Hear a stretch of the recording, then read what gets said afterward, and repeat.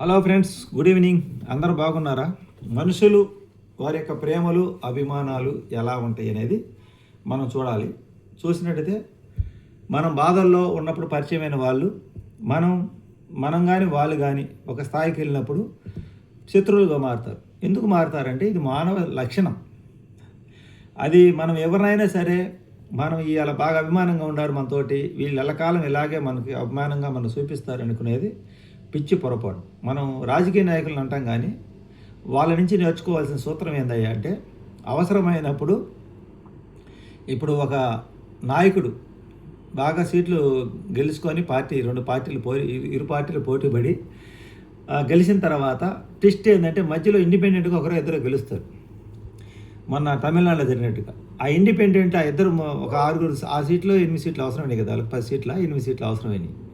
10 సీట్లు ఆ 10 మంది ఈ 108 మంది సంపాదించుకున్న పార్టీని కంట్రోల్లో పెట్టుకోవాలని చూస్తారు. ఆ 10 మంది ఇప్పుడు ఇతను ఈ పార్టీ గెలిచిన అతను ఏం చేస్తాడంటే వాళ్ళందరినీ తీసుకొని ముఖ్యమంత్రి కావడంగా లక్ష్యం కాబట్టి చేస్తారు. చేసిన తర్వాత ఆ తర్వాత ఈ 10 మందిలో ఒకరిద్దరు ఉంటారనమాట గెట్టు వాళ్ళు భయపెడుతుంటారు ప్రతి ఒక్కసారి. మేము చెప్పినట్టుగా నువ్వు వినకపోతే మేము పక్కకి వెళ్ళిపోతాము అని. ఈ పరిస్థితి ఎందుకు జరిగింది? వీళ్ళకి సరైన సీట్లు రాకపోవటం వల్ల, వీళ్ళు అధికారం రావాలంటే వాళ్ళు అవసరం కావటం వల్ల వాళ్ళు ఇంపార్టెంట్ అవుతారు. వీళ్ళు కూడా ఏం చేస్తారంటే వాళ్ళని అవసరానికి చేర్చుకుంటారు. తర్వాత వీళ్ళకి మెజారిటీ సభ్యులు ఇంకెవరైనా వచ్చినప్పుడు, ఈ మధ్యకాలంలో కలిసినప్పుడు వీళ్ళకి అవకాశం దొరికినప్పుడు వీళ్ళు ఏదైనా తోకసాడిస్తే వీళ్ళని పక్కన పెడతారు. వీళ్ళకి అవకాశం లేకపోతే వీళ్ళు వాళ్ళని ఆడిస్తాడు. ఇద్దరు ముగ్గురే ఆడిస్తారన్నమాట ఆ పార్టీని మొత్తాన్ని గుప్పిట్లో పెట్టుకొని. ఇది మనం రాజకీయ నాయకుల దగ్గర నుంచి నేర్చుకుంటున్నాం. అంటే ఇక్కడ శాశ్వత మిత్రుడు కానీ శాశ్వత శత్రువు కానీ లేరని అర్థం. అంటే ఇప్పుడు ఎంతసేపు ఎందుకు చెప్పానంటే, మనం ఎవరైనా సరే మనం ఒక పని చేసేటప్పుడు కానీ లేకపోతే మనం ఏదైనా వ్యాపారాలు కానీ మనల్ని అభిమానిస్తుంటారు కొంతమంది. అభిమానం లిమిట్ దాటిపోయింది ఒక్కోసారి. ఆ లిమిట్ దాటిపోయిన తర్వాత వాళ్ళు ఏం అనుకుంటారంటే వీళ్ళు మేము చెప్పినట్టే వినాలి, మేము చెప్పినట్టే నడవాలి అనే ఆలోచనకు వస్తారు. అది ఎప్పుడైతే యువతల వ్యక్తి వినడో అప్పుడు దాకా నీకు సపోర్టర్గా ఉన్న వాళ్ళు నీ శత్రువులు అవుతారు. అలాంటి ఇండిపెండెంట్లతో స్నేహం చేయడం చాలా తప్పు.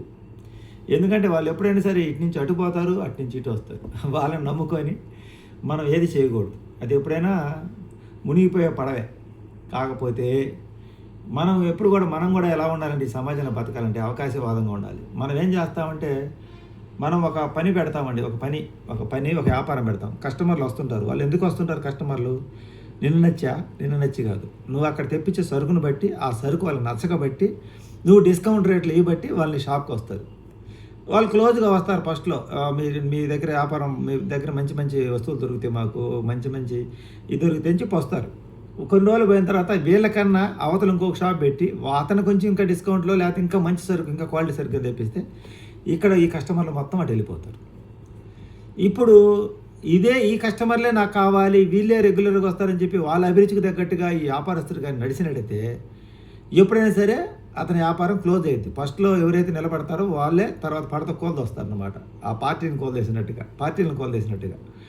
నేను అది తమిళనాడు అనేది వరకు ఉదాహరణ చెప్పాను. రాజకీయ పార్టీలను బట్టే మనుషులు కూడా వాళ్ళలాగానే ఉంటారు. విడిగా మనుషులు కూడా వాళ్ళకి నచ్చినట్టు మనం ఉండనప్పుడు వాళ్ళు మనకి ఎగనెస్ట్ అయిపోతుంటారు. అందువల్ల ఎవరంతటా వాళ్ళు సెల్ఫ్ రెస్పెక్ట్, అంటే ఎవరంతటా వాళ్ళ ఆలోచన విధానం ప్రకారం బతకాలని నేను చెప్తా. అంటే ఈరోజు నీ దగ్గరికి ఏదో ఒక 9-10 మంది కస్టమర్ వస్తారు. నా షాప్ ఉందండి, ఫస్ట్లో 50 మంది వచ్చారు నా దగ్గరికి వర్కర్లు. ఆ తర్వాత 50 మందిలో నాకు రెగ్యులర్గా ఒక 18 మంది నాకు రెగ్యులర్గా పనిస్తూ బాగా సపోర్ట్ చేశారు. ఆ మిగతా 42 మంది నాకు ఎప్పుడో ఒకసారి అవసరానికి వాళ్ళ పని తక్కువ ఎప్పుడో ఒకసారి ఇచ్చారు. నేను 8 మందికి ప్రాధాన్యత ఇచ్చాను. 8 మందికి ప్రాధాన్యత ఇచ్చిన తర్వాత వీళ్ళకి ఒక రకమైన గర్వం వచ్చేసింది. మేము లేకపోతే ఇతను షాప్ నడవదని లెక్కలో నేను 8 మందికి ప్రాధాన్యత ఇచ్చి మిగతా 42 మందిని నిర్లక్ష్యం చేశాను.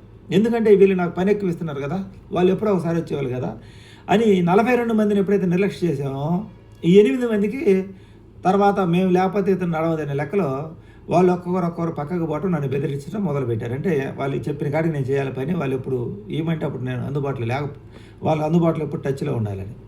ఇలా పోయిన తర్వాత నేను నలుగురు నమ్మా. ఆ నలుగురు సపోర్ట్ ఉండాలి, ఈ నలుగురు వల్ల నడపచ్చలేని. కొన్ని రోజులకి ఆ నలుగురిపై 3 అయ్యారు. ఆ 3లో మనం వీళ్ళంతమంది పైన ఇంకిద్దరు ఉంటారులే నాకు నమ్మకంగా, మూడు అతని న్యూట్రల్ ఉండని మనం ఎవరైతే నమ్మకం అనుకున్నామో ఆ నమ్మకం అనుకున్న వ్యక్తే మనకి ఫైనల్గా మన పక్కన ఉంటూ వీళ్ళందరూ వెళ్ళిపోయారు. ఇక ఇతను మనం చెప్పినట్టు ఆడతాడులే అని అనుకున్నారు. అప్పటికి నేను ఆడకపోయేరికి వాళ్ళకి ఏమైంది, ఇతను నోటికాడు కూడా మనం ఒక్కరిని లాగేస్తే ఇతను మనం ఎప్పుడైతే మానుకుంటామో ఇతను ఖాళీ చేస్తాడు అనే నిర్ణయానికి వచ్చి వాళ్ళకి ఇంకా ఇగో అట్టయిందనమాట. వాళ్ళకి ఖాళీకి వచ్చి వాళ్ళు పక్కకి ఇటు మొదలుపెట్టారు పని. ఇప్పుడు చూసారా, ఇది మనం కొద్ది మందిని నమ్ముకుంటే పనిలో కానీ వ్యాపారంలో కానీ లాస్ట్కి ఏమైందంటే, ఇది మనం కోడి పియ్యే ముందంటే సామెత అది పైకి ఎక్కువచ్చిందంట, కుర్ర ఎక్కువచ్చిందంట, కోడి రెట్టే ముందంటే అది నేనేనని. ఏదైనా అవసరమైందనుకుంటే ఎవరైనా అలాగే ఉంటారు. అందువల్ల మనం కూడా ఎలా ఉండాలంటే మన అవసరానికి తగ్గట్టే ఉండాలి. అలా ఉండకుండా క్లోజ్ అయ్యి కొంతమందిని నెత్తిన పెట్టుకొని కొంతమందిని పక్కన పెడితే లాస్ట్కి నా పని ఎట్టయింది, నేను లాస్ట్కి అందరిని అయిపోయి లాస్ట్కి ఇద్దరిని ముగ్గురు నమ్ముకున్నా. ఆ ముగ్గురులో ఒక అతను పక్క పొంగలు అయిపోయింది. మంచానికి 4 కాళ్ళు ఉండాలి. ఇక మిగతా 4 కాళ్ళు అనుకుంటే దానికి నవ్వారు ఉండాలి, చాలా ఉండాలి. ఈ నవ్వారు ఇంత అవసరం లేదులే, 4 కాళ్ళు 4 పట్లు ఉంటే సరిపోయింది అనుకున్నా. అంటే నేను నమ్ముకున్నాను. అంటే మంచం 8 పట్లు, అంటే నిలువు పట్లు 2, అడ్డ పట్లు 2, 4 కాళ్ళు 8. వీటిలో ఒక్కొక్కటి పోవడం మొదలుపోయింది. ముందు ఒక కాలు ఇరిగిపోయింది, ఒకటి అయిపోయింది, 3 కాళ్ళ మీద నిలబడదు కదా. ఆ తర్వాత ఇంకోటి కూడా వెళ్ళిపోయింది, ఇంకా 2 కాళ్ళ మీద నిలబడదు కాబట్టి మిగతా ఆ పట్టెలు కూడా అవి పనికి రాకుండా ఇరిగిపోయింది కింద పడి. అట్లా మనం ఏంటంటే అందరినీ ఒక వ్యాపారమైనా ఒక ఏదైనా మన ఆలోచన ప్రకారం మనం ముందుకెళ్ళాలి. కానీ కొద్ది మందినే నమ్ముకొని వాళ్ళు బాగా సపోర్ట్ చేస్తున్నారు, వీళ్ళ వల్ల మనకు పని బాగా వస్తుంది అని అనుకుంటే ఇబ్బంది పడతాం. రాజకీయ నాయకుల్లాగా జీవించాలి. ఎలా అంటే ఈరోజు మనకు ఉపయోగపడుతున్నప్పుడు అతని దగ్గర పక్కన కూర్చోబెట్టుకోవడం, ఇంకా ఆ తర్వాత ఇతనికి అగెనెస్ట్గా ఉన్న అతను రేపు ఉపయోగపడుతున్న అతను పక్కన తీసుకుని ఇతను పక్కన పెట్టడం, ఇవి ఇలాగానికి అలా ఉండాలండి. మనం రాజకీయ నాయకులు అంటాం కానీ జనాలు కూడా అలాగే ఉంటారు. ఎప్పుడు పక్కకు మారుతారో తెలియదు. మనం వీళ్ళే నా మనుషులు, వీళ్ళే నా కస్టమర్లు, వీళ్ళే నా అభిమానులు అనుకుంటే కుదరదు. అంటే కొత్త వాళ్ళు కూడా అవకాశం ఇవ్వాలి. మనం పాత వాళ్ళనే మనం నెత్తిన పెట్టుకోకూడదు.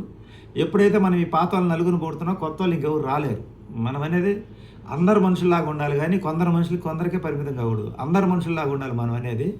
వ్యాపారంలో అయినా దేంటైనా ఒకరినొక రకంగా ఒకరినొక ఎక్కువ కస్టమర్లు రెగ్యులర్గా నీ షాప్కి వస్తున్నా కానీ వాళ్ళని ఎత్తిన పెట్టుకుంటే కుదరదు. ఎప్పుడు కూడా వ్యాపారస్తులు చూసారా, కొత్త వాళ్ళని ఎక్కువ రెస్పెక్ట్ ఇస్తుంటారు. ఎప్పుడో ఒకసారి షాప్కి వచ్చే వాళ్ళకి రెస్పెక్ట్ ఇస్తుంటారు. రాజకీయ నాయకులు కూడా అంతే. ఎప్పుడైనా సరే ఈ పాత వాళ్ళు ఎప్పుడైనా ఎన్నిపోటు పడిపోతారని చెప్పి కొత్త వాళ్ళకి అవకాశం ఇస్తుంటారు. ఇప్పుడు ఈ పాత అతను ఉపయోగపడ్డాడు కదని ఈ ముళ్ళు తీయడానికి ఆ ముళ్ళు తీయడానికి ఈ ముళ్ళు ఉపయోగపడింది కానీ అనే మనం అనుకుంటే ఈ ముళ్ళు కూడా గుచ్చుకుంటుందని చెప్పి సినిమాలో డైలాగ్ ఉంది. అలాగే వాళ్ళని జాగ్రత్తగా ఒక కంట కనిపెడతారు.